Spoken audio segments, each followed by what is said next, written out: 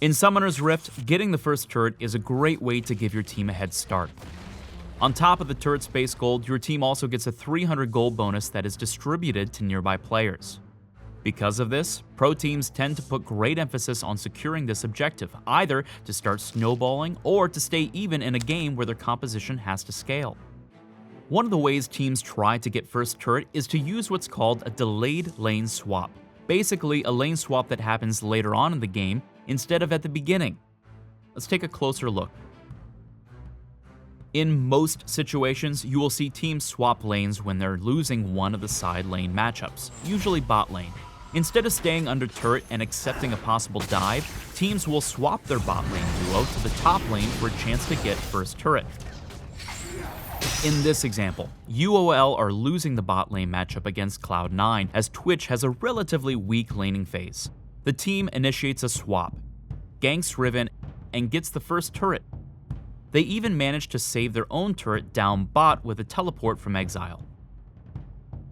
While most swaps are initiated when teams are losing, in some situations it may be beneficial to swap even with winning matchups. This is usually done to accelerate the game or simply because the winning matchup isn't able to push their advantage as much in a strictly laning scenario. Here's a game from EUCS between Team RB and Schalke 04. Team RB have pretty advantageous matchups both top and bot, but Varus and Zyra have issues getting a significant lead in the lane. Additionally, diving a bot lane with Tahm Kench in the enemy team is extremely risky.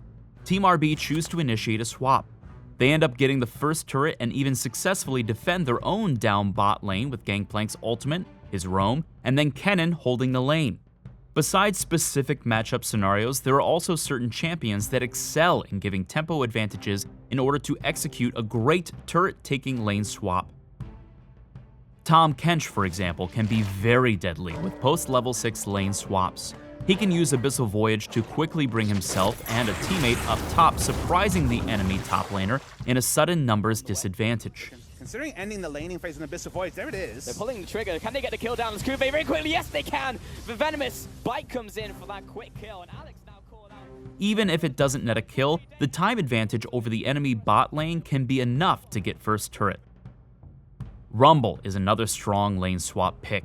Once he's moved bot, Rumble's Equalizer can safely clear a full wave of minions, delaying the enemy team by an extra wave and buying time on the other side of the map for his team to take top turret.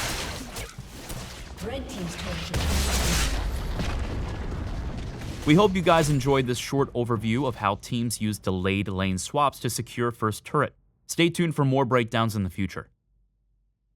For more league interviews and analysis, subscribe to our channel. You can also find stats, discussions, and more on our website and mobile app at blitzesports.com.